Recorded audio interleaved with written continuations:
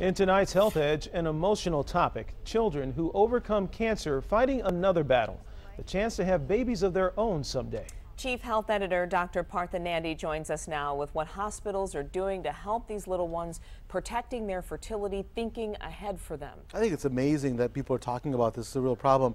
You know, at such a young age, it's not something many parents are thinking about, your own kids having kids. But for children who've battled cancer, those treatments are harsh on their bodies, and sometimes it causes them to become infertile. Now some children's hospitals are taking a futuristic approach. They're removing and freezing the ovary and testes tissue.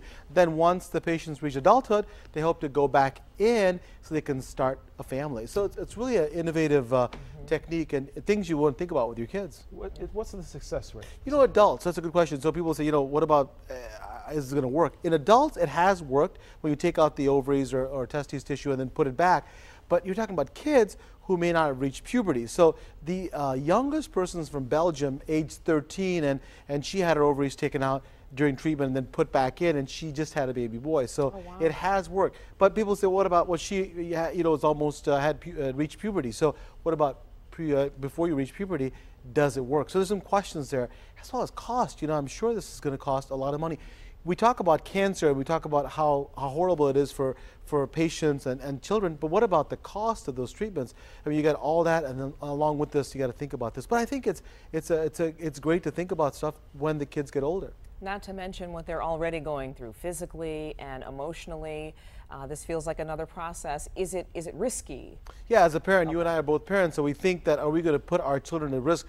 You want to make sure they survive and do well from the cancer. One good thing is the vast majority of kids do well with cancer treatments, you know, as kids more than adults, so that when they do, about 80% of them do survive. So if they do, the FDA recommends that if you do these type of treatments, that they have minimal risk. So if they're being sedated, if they're already sleeping for something else, some other procedure, that's when you do it. I don't think you would do it as a separate procedure. So it has minimal risk, and I don't think every kid should be, you know, subject to this. I think the kid has to be relatively stable. You've got to talk to your oncologist, but listen, you know, if you're going to survive, wouldn't it be a great gift for a parent to give their child, for them to be able to, when they're adults, to be able to have children? Because if you many chemotherapy regimens take that away from them.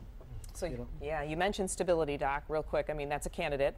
Yes. Just a couple other candidates of children that could do this. Well, obviously, cancers that we think that the kids are going to survive, and they're doing well, they're healthy otherwise, and so you don't want to have them go through a procedure that then leads to their demise. So, you know, basically can kill them. You know, you don't want you want kids that are relatively stable. So, but I love the fact that they're studying this. Is this something they're going to start talking about more? Absolutely, I think so. I think so. And as kids have more and more, you know, kids have cancer, I think that this is going to be an important issue. All right. Thank you so much, Dr. Nandi. Thank you. It's my pleasure. And if you have a health question or concern for the good doctor, you can email him at drnandi@wxyz.com. Send it to us Facebook, Twitter.